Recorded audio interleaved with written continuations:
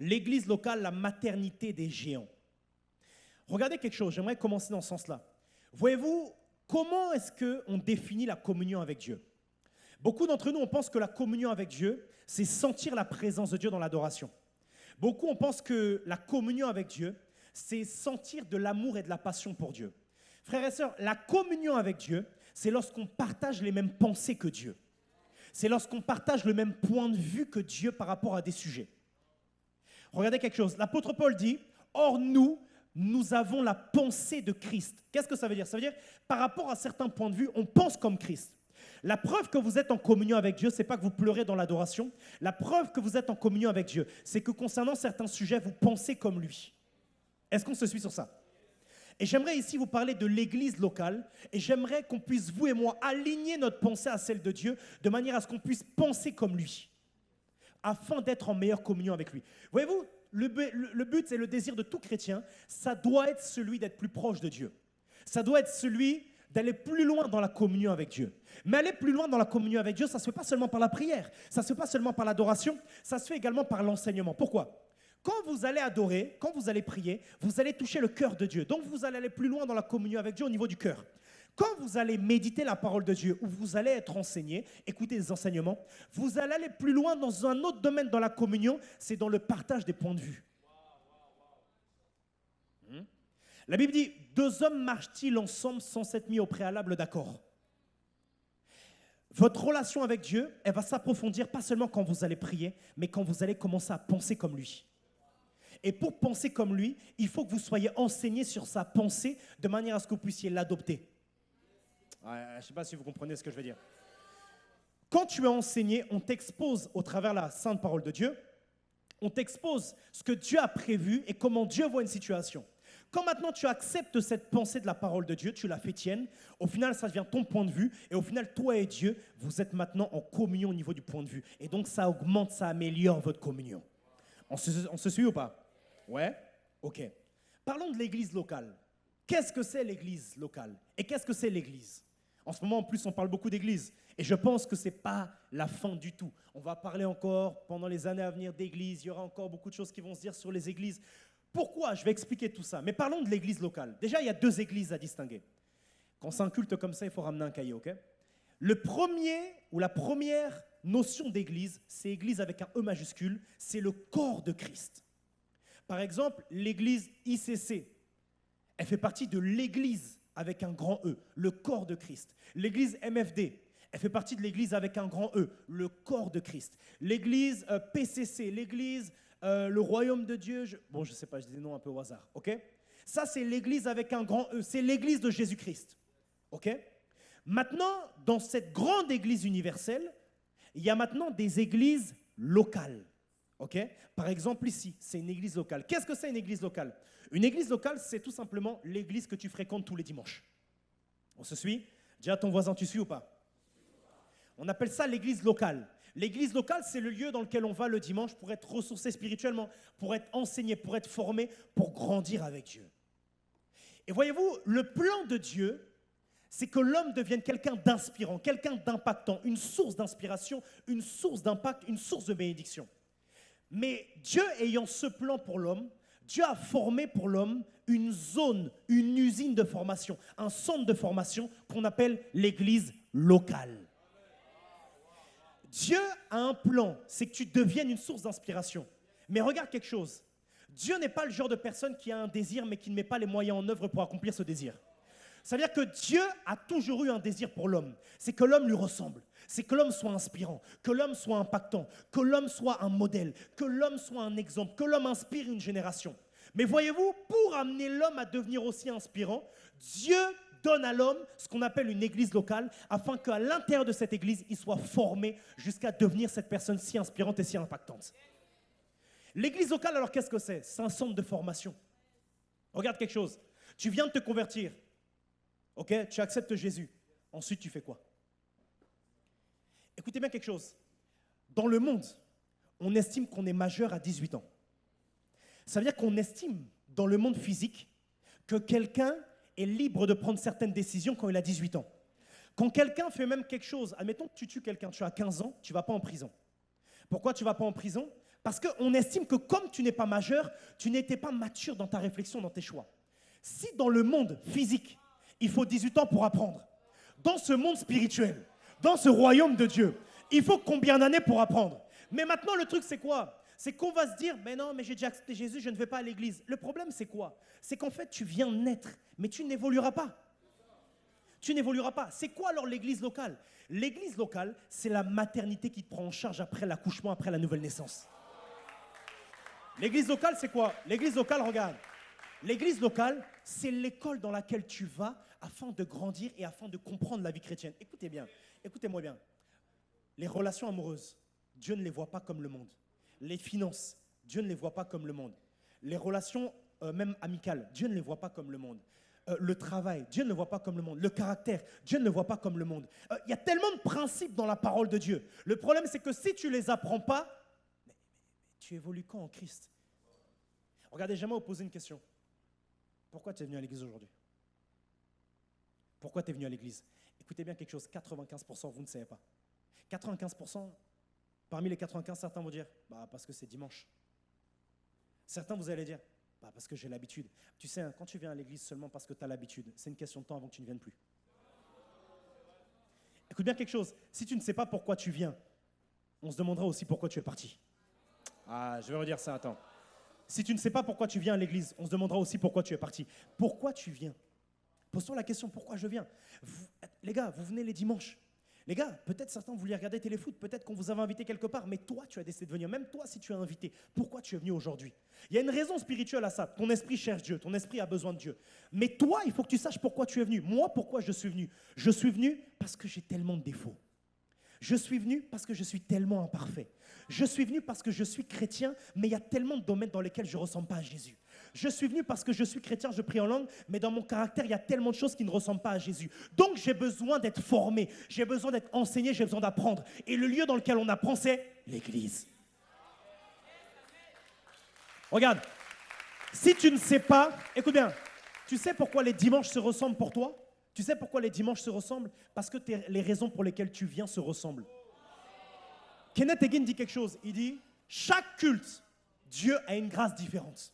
Chaque culte, Dieu en réserve une onction différente. Chaque réunion, il y a quelque chose de différent. Mais vous ne le recevez pas. Pourquoi? Parce que vous venez avec la même attente à chaque fois. Écoute bien, si tu vas au restaurant, tu demandes à chaque fois le même plat, tu auras le même plat. Et à un moment donné, il faut changer. Voyez-vous, la plus grande expérience que j'ai vécue avec Dieu par la grâce de Dieu, qui m'a le plus marqué, j'ai eu par la grâce de Dieu beaucoup de choses que le Seigneur m'a fait grâce de vivre, des apparitions, des choses, etc. Mais en 2017, j'ai vécu un truc devant la porte là-bas. J'étais arrivé au culte, c'était un culte du vendredi, à l'époque il y avait des cultes le vendredi, on appelait ça un culte d'impact. Et il s'était très peu fréquenté, il n'y avait qu'une dizaine de personnes, quelques dizaines, peut-être 30, 40 max. Et pendant ce culte-là, je m'en souviens que lorsque je suis arrivé, je m'en souviens que je me suis arrêté devant la porte. Et là j'ai dit, Saint-Esprit, aujourd'hui, ce soir, c'est différent. Je lui ai dit, j'ai l'habitude de venir, mais je ne veux pas être touché, être béni comme d'habitude. Je lui ai dit, il faut qu'aujourd'hui, je vive quelque chose qui me transforme. J'entre dans le culte, je me mets là. C'est un culte de louange, d'adoration, même surtout de louange. Donc, on a commencé à louer, les gens ont commencé à danser dès le début de la louange. J'ai voulu danser un peu avec tout le monde dès le début de la louange, les premières notes du piano. Dès le début des premières notes, la présence de Dieu descend sur moi comme jusqu'à aujourd'hui, j'ai jamais vécu ça. Jusqu'à aujourd'hui, j'ai jamais vécu ça et je pleure sur le sol pendant 2 heures. J'ai tellement pleuré qu'il y avait comme une petite flaque sur le sol et on est venu nettoyer après avec une serpillière. Et pendant ces 2 heures-là, j'ai vécu une expérience avec Dieu, c'est entre moi et Dieu, qui a transformé mon cœur et ma vie. Mais tout a commencé comment? Par quelqu'un qui dit, aujourd'hui, ça va être différent. Pourquoi tu es venu aujourd'hui? Il y a quelqu'un qui va venir aujourd'hui, qui est venu aujourd'hui, il va quitter le culte, il va dire, My God, qu'est-ce que j'ai été béni. Quelqu'un va dire, ouais les gars, il y a un béca là-bas, il y a un whooper. Tu vois? Parce que tout le monde n'est pas venu avec la même volonté. Écoute bien, autour de Jésus, il y avait plein de gens. Mais il y a une femme, ça faisait 12 ans qu'elle perdait du sang. Elle s'est dit, là, ça va être différent. Tu sais, écoute bien, je peux te donner une clé pour aller très loin et très vite avec Dieu. Je peux te donner une clé. Écoute bien la clé. À chaque occasion que tu as dans la présence de Dieu, chaque temps que tu as dans la présence de Dieu, s'il te plaît, de grâce, viens avec un désir spécial. Regarde bien, chaque culte a une grâce, chaque réunion a une grâce, chaque réunion de GR a une grâce, chaque entretien avec un responsable a une grâce, chaque temps dans la présence de Dieu a une grâce, même des temps où vous êtes à 2 ou 3 en train d'adorer ensemble, même dans ces temps-là, il y a une grâce. S'il te plaît, si à chaque fois que tu viens avec le désir de recevoir quelque chose, tu vas recevoir à chaque fois quelque chose de différent, tu vas grandir tellement vite. Moi, ma force, c'était que chaque culte, je recevais quelque chose. Les 2 premières années de ma vie chrétienne, tous les cultes, j'étais là comme ça dans l'adoration en train de pleurer. C'était pas à chaque fois la même chose. Et à un moment donné, je me disais, mais attends, mais je pleure tous les dimanches. Mais à un moment donné, je deviens habitué à ça. Il y a des choses différentes à chaque fois. Peut-être qu'à un moment donné, c'était l'amour. Peut-être qu'à un moment donné, c'était l'onction que je chantais. Peut-être qu'à un moment donné, c'était ceci. La soif, c'est une clé pour aller très vite. Si là, ici, je mets à boire, ici, il y a de l'eau, et je dis à quelqu'un, viens boire, s'il n'a pas soif, il va venir comme ça. S'il a soif, il va courir. La soif fait aller plus vite, frères et sœurs. Et quand vous venez dans un culte, dans une réunion, vous devez savoir pourquoi vous venez. Vous savez, le signe qui a la soif, l'attente, c'est qu'on sait pourquoi on vient.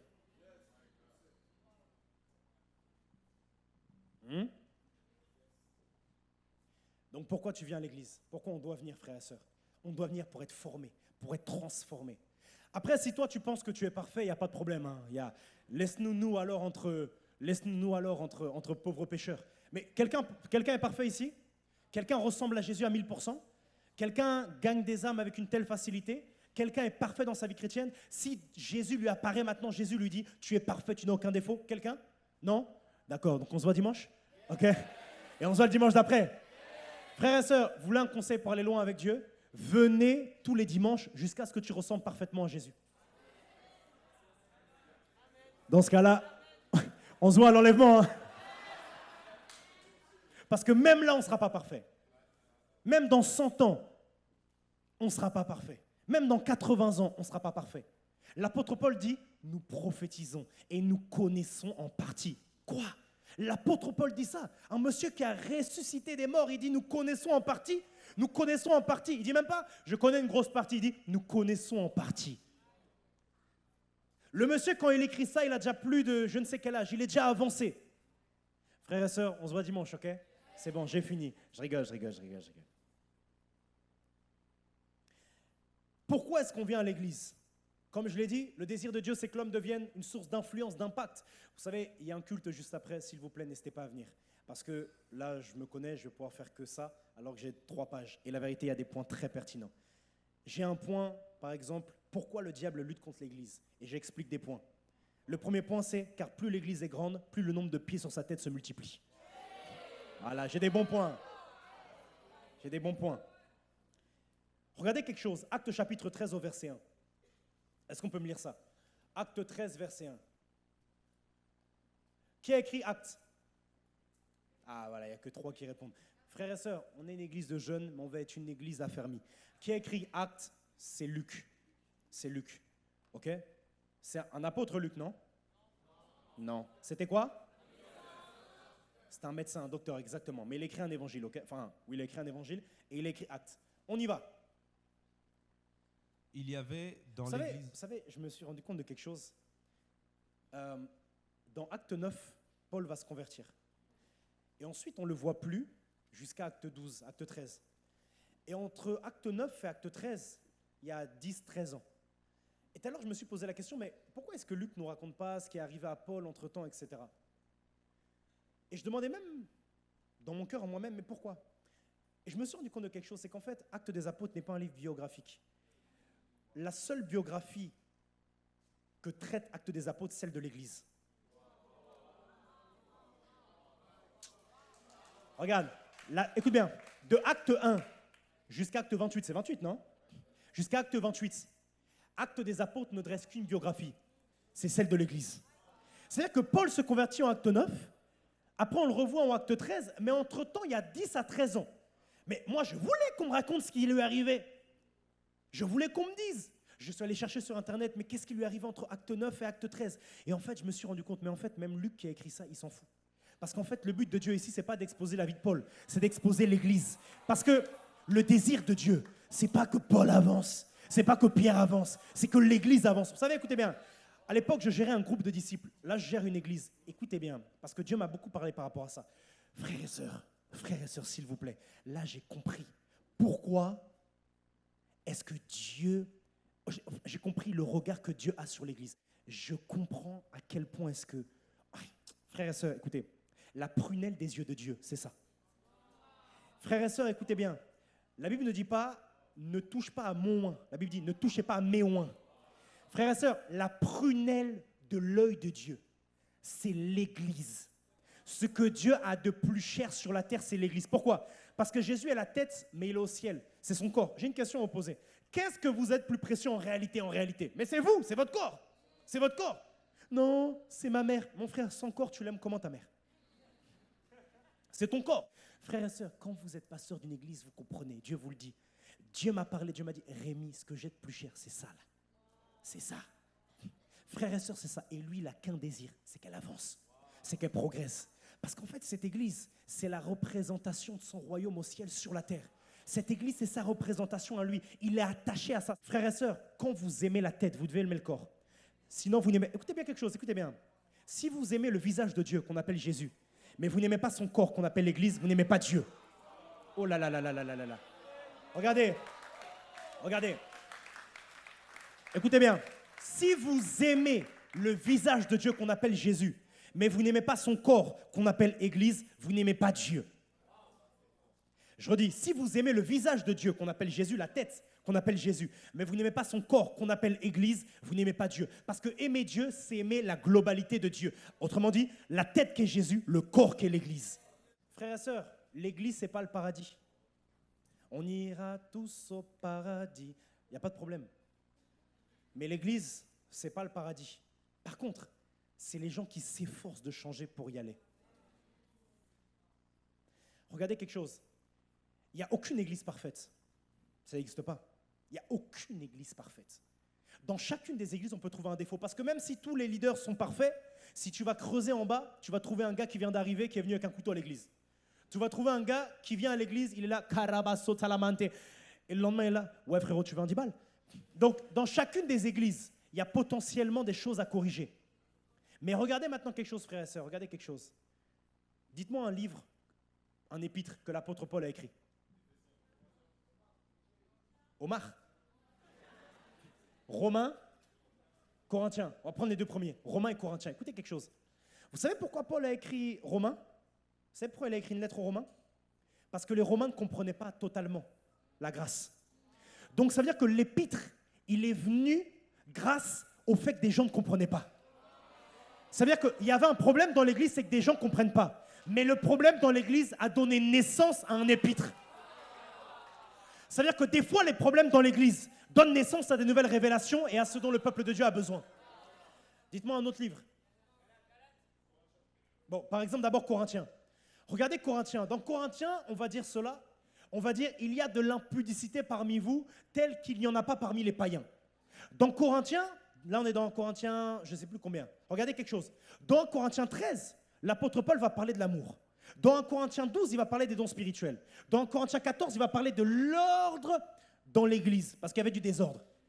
Regardez quelque chose. S'il parle de l'amour, c'est que dans l'église, il y avait un manque d'amour. S'il parle des dons spirituels, c'est qu'il y avait un manque de puissance. S'il parle d'ordre, c'est qu'il y avait du désordre. Donc, Corinthe, l'église de Corinthe, c'est une église désordonnée, manque d'amour, et c'est une église également qui n'est pas dans la puissance. Mes frères et sœurs, tous ces manquements-là ont fait en sorte que Paul nous a écrit des révélations masterclass. Qu'est-ce que ça veut dire? Si dans l'église de Corinthe, il n'y aurait pas eu ces problèmes, on n'aurait jamais eu un Corinthien. Regardez quelque chose. Si dans l'église de Corinthe, il n'y avait pas ces problèmes, on n'aurait jamais eu un Corinthien. Et il est revenu après parce que les problèmes n'étaient pas corrigés. Qu'est-ce que je suis en train de dire? Je suis en train de dire que, frères et sœurs, écoutez, c'est normal que des fois dans une église, il y a des problèmes, il y a des conflits. C'est normal qu'il y ait des mauvaises... C'est normal, en fait. Mais arrêtez un peu. Écoutez, c'est normal. Non, mais les gens ici doivent être spirituels. Qui prie en langue, lève la main. Ok, vous levez tous la main. Maintenant, vous êtes parfaits? Si tu es humble, lève la main. Qui s'embrouille avec quelqu'un dans la semaine? Ok, lève... Oh mon Dieu, on est une église de racaille ou quoi? Oh, même les pianistes. Mais, frères et sœurs, on est utilisé par grâce. Écoutez bien, même les frères, c'est en ceci même qu'on reste dans l'humilité. C'est parce que nous-mêmes, on sait qu'on n'est pas parfait. Nous-mêmes, on sait qu'on n'est pas parfait. Est-ce qu'on se suit? Comme je dis, s'il n'y avait pas eu les problèmes dans l'église de Corinthe, Il n'y aurait jamais eu un Corinthiens 13. Un Corinthiens 13, la phrase que tous les fiancés disent à leur go. Vous auriez dit quoi alors?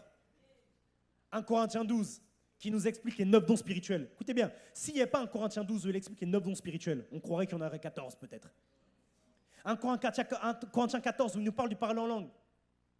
Ce que je veux dire, c'est quoi, frères et sœurs? Il n'y a aucune église parfaite. Par contre, il y en a une qui est parfaite pour toi. Écoute même quelque chose. Tu veux savoir c'est quoi une bonne église locale? Une bonne église locale, ce n'est pas une église où les gens sont parfaits, c'est une église où les gens cherchent à se parfaire. C'est quoi que tu viens de dire, peu? Je vais expliquer. Une bonne église locale, ce n'est pas une église où les gens sont parfaits. Moi qui prêche, moi qui ai le micro, je ne suis pas parfait et je te demande pardon si un jour je t'ai offensé. Pardon. Mais écoute bien, une bonne église, ce n'est pas là où les gens sont parfaits, parce que les gens sont parfaits nulle part. Même au ciel, on sera jugé. Attends. Même au ciel, des gens seront envoyés en enfer. Je ne sais pas si tu as compris. Ça veut dire qu'il y a des gens qui vont aller en enfer, qui vont être jugés par Dieu, qui vont aller en enfer. C'est-à-dire que même en face de Dieu, il y a des gens qui vont être envoyés en enfer. Ça veut dire que tu peux être en face de Dieu et pourtant être mauvais. Donc frères et sœurs, ce n'est pas parce qu'on est ici qu'on est tous bons, qu'on est tous parfaits. Mais une bonne église locale, alors c'est quoi? C'est une église dans laquelle les personnes cherchent à se parfaire. Est-ce que tu sens ici, là, je suis en train de prêcher, tu sens que j'aime Dieu ou pas? Est-ce que tu sens que je veux évoluer avec Dieu? C'est ça une bonne église. On va aller plus loin maintenant. C'est quoi un bon berger? Un bon berger, ce n'est pas quelqu'un devant ses brebis qui prétend être parfait. Un bon berger, ce n'est pas quelqu'un qui prétend être parfait. C'est pour ça, si un jour je t'ai offensé ou je t'offense, viens me voir, tu me dis tu m'as offensé, je vais dire excuse-moi, pardon. Le bon berger, ce n'est pas celui qui ne fait pas d'erreur. Le bon berger, c'est celui qui les reconnaît, qui s'excuse, et celui qui ne veut plus les reconnaître, et les recommettre, pardon. Tu es responsable de GR, tu es leader à l'église, voici la mission que je te donne. Sers Dieu de tout ton cœur. Mais sache que quand tu mets tout ton cœur, tu peux potentiellement faire des erreurs. Parce que quand tu mets tout, ça peut déborder. Je suis très sérieux. Quand tu mets tout, ça peut déborder. Comment est-ce que des fois certains font des erreurs? Mais ils mettent tout leur cœur. Comment tu peux reprocher à quelqu'un qui donne tout de faire des erreurs? Il donne tellement de lui qu'au final, il y a tout de lui là-bas, des fois, il ne gère pas bien. Il n'y a pas de problème avec le fait de faire des erreurs. Et vous devez être un peuple qui accepte qu'on fasse des erreurs. Cependant, quand tu es un leader, tu dois maintenant, si tu as fait une erreur, la reconnaître, demander pardon et de dire à la personne, je ne recommettrai pas, je ne commencerai pas, on avance. La volonté de Dieu, c'est que vous et moi, on soit plantés dans une église locale. Regardez quelque chose. Une graine, si elle est jetée quelque part et qu'elle n'est pas plantée, ben elle ne grandit pas, elle ne porte pas de fruits. Si la graine elle est plantée en profondeur, là elle peut donner un arbre. Et j'aime dire quelque chose, celui qui n'est pas planté dans une église locale va se planter dans sa destinée. Frères et sœurs, écoutez bien, je peux poser une question? Je peux poser. Les personnes qui disent non, pas besoin d'aller à l'église, prier à la maison. Vous savez, je peux vous donner un... Il fait combien de degrés dehors là? 20 et quelques, hein? On utilise un thermomètre, n'est-ce pas? Regardez maintenant le thermomètre spirituel pour savoir si quelqu'un est digne qu'on l'écoute ou pas. Ce thermomètre-là, on l'appelle les fruits. Quelqu'un qui vous dit « Non, pas besoin d'aller à l'église, laisse prier à la maison, ça sert à rien d'aller à l'église. » Vous lui dites « C'est bon, j'ai entendu ta phrase. Maintenant, je veux voir ta phrase. Montre-moi les résultats de ce que tu viens de dire. » Toi qui es là, qui ne veux pas aller à l'église parce que tu veux prier à la maison, ok, ta vie chrétienne produit quoi? Ta vie chrétienne inspire qui? Ta vie a béni qui? Ta vie a impacté qui? Écoutez bien quelque chose, vous savez, quand je regarde mon parcours avec le Seigneur, je me rends compte de quelque chose, c'est que les premières années de ma vie chrétienne, si le diable a essayé de faire quelque chose, c'est me retirer de l'église. Et vous savez, je vais vous dire quelque chose, hein, tant que vous n'avez pas passé... Retenez bien ça, attendez, on va s'arrêter un peu.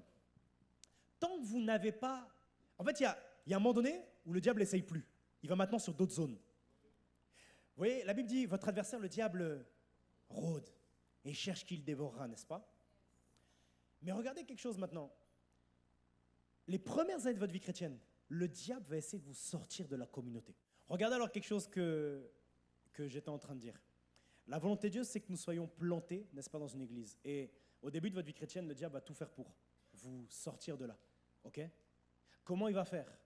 Par des choses qu'on va vous dire, par des pressions familiales, par des persécutions. Pourquoi? Et je vais terminer juste sur ce point. Parce que le diable est fort contre les dispersés, mais faible face aux unis. Regardez, je vous le promets bibliquement. Le diable est fort contre les dispersés, mais faible face aux unis. Écoutez quelque chose. Le but du diable, quand il te sort d'une église, c'est quoi? C'est que tu sois solo pour qu'il te graille. Le diable est fort face aux dispersés, mais il est très faible face aux unis. Regardez quelque chose dans Luc chapitre 15. La Bible dit, c'est Jésus qui parle, il dit, lequel d'entre vous, s'il a 100 brebis et qu'il en a perdu une, ne laisse les 99 et il va chercher la brebis qui s'est perdue. Regardez quelque chose. Je me suis posé la question, pourquoi est-ce que Jésus ici laisse les 99 et il va chercher la brebis? En principe, quand tu es berger, tu devrais avoir peur de perdre 99. Mais il sait quelque chose, c'est que la brebis qui est seule, un loup peut la manger. Alors que les 99 ensemble, le loup ne peut rien contre elle. Parce qu'elles sont unies. Regardez ce que vous devez comprendre. Pourquoi le berger laisse 99? Parce qu'il y a une force dans l'unité. Parce que même si le berger n'est pas là, il y a un frère qui va t'exhorter. Oh! Même si le berger n'est pas là, il y a une sœur qui va prier pour toi. Même si le berger est allé en mission chercher une perdue, il y a un frère qui va dire, pourquoi tu n'es pas venu au culte dimanche? Il faut que tu pries. Regardez quelque chose. Dans la parabole, dans Luc 15, c'est un bon berger. Parce que comme c'est un bon berger, il va laisser les 99 pour aller chercher une brebis. On peut se dire, mais purée, mais c'est un bon berger parce qu'il va se battre pour chercher une seule brebis. Mes frères et sœurs, parce que c'est un bon berger, il est également bien formé alors les 99 autres. Donc il sait que s'il les laisse, il y a une telle force dans l'unité. La Bible dit qu'il est doux, qu'il est agréable pour des frères de demeurer ensemble, pas pour des pères et des fils spirituels, pas pour des mères spirituelles, pas pour des leaders et des brebis, pour des frères, dans l'unité. Frères et sœurs, quand Jésus est mort pendant 3 jours, les apôtres sont tous réunis. Écoutez bien, aucun d'entre eux n'a rétrogradé. Aucun d'entre eux n'a totalement quitté. Ils sont restés ensemble. Pourquoi? Il y a une force dans l'unité. Jésus savait pendant 3 jours, je ne serai pas là. Écoutez bien quelque chose. Le Saint-Esprit n'est pas venu après la mort de Jésus. Il est venu après la résurrection de Jésus. C'est-à-dire que Jésus meurt. 3 jours après, le Saint-Esprit vient. Mais pendant les 3 jours là, qui était là? Il n'y avait ni Jésus ni le Saint-Esprit, mais l'unité. L'unité, l'unité. C'est pour ça, vous tous qui ne voulez pas des amis à l'église, je vous le dis, vous limitez votre croissance. Écoutez bien quelque chose. Regarde ton voisin à gauche. Regarde ton voisin à droite. Regarde-moi maintenant. Il y a une grâce que les deux ont, que tu n'as pas. Et il y a une grâce que tu n'auras jamais tant que tu ne te connectes pas à lui. Il y a une grâce que tu ne... Écoute bien, est-ce que tu sais que le voisin... Est-ce que vous savez qu'à côté de vous, là, il y a peut-être quelqu'un qui a déjà eu une apparition de Jésus, une théophanie, une extase où il a vu Jésus? Lève la main. Lève la main bien haut, bien haut, bien haut, bien haut. Bien haut, bien haut, bien haut, bien haut, bien haut, bien haut, bien haut. Ok. Bien haut, bien haut, bien haut. Est-ce que dans le peuple, il y a quelqu'un? Ok. Regarde là-bas, le frère Plamédi. Regarde Esther. Est-ce que tu savais qu'il a vécu ça? Mais toi, tu n'as jamais vécu ça. Mais tu aimerais le vivre. Mais alors, qu'est-ce que tu fais à ne pas lui poser des questions? Et le problème, c'est quoi? C'est que Esther va traîner qu'avec ses amis. Elle va traîner qu'avec les gens avec qui elle arrivait à l'église. Frères et sœurs, en principe, on arrive avec des gens à l'église. 3 mois plus tard, on arrive avec d'autres.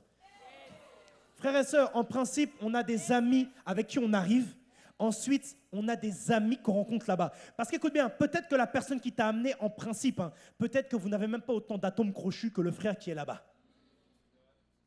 Peut-être que tu as plus de points communs avec la sista qui est là-bas qu'avec la sista qui t'a ramené. Il y a une force dans l'unité. Moi, je m'en souviens, écoutez bien, quand on était tous ensemble, on avait un groupe. Dans notre groupe, quand quelqu'un tombait dans le péché, il disait juste « Je suis tombé ». Et tout le monde disait « Ah, Seigneur ». Et on priait tous pour le frère.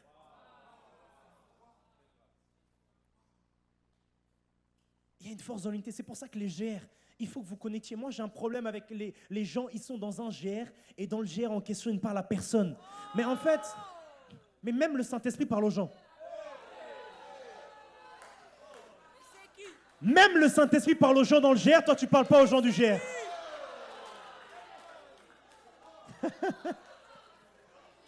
Même Dieu, 3 fois saint, parle aux gens.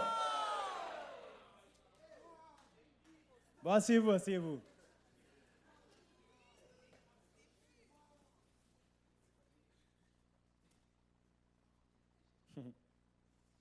Il est fort contre les dispersés, mais il est faible face aux unis. Frères et sœurs, écoutez-moi bien. Vous savez, quand on vient de se convertir, je termine sur ça. J'espère que ça vous bénit. Quand on vient de se convertir, frères et sœurs, il y a beaucoup d'embûches et tout. Tu luttes avec le monde, etc. Et des fois, tu sais, tu n'as même pas forcément le courage d'en parler à ton responsable de GR. Je suis tombé, est-ce qu'on peut m'aider, prier pour moi? Mais là, il y a un frère comme ça, vous dites tout. Vous savez, un jour, je m'en souviens, c'était en 2015. J'étais allé à l'église, après j'étais allé en soirée.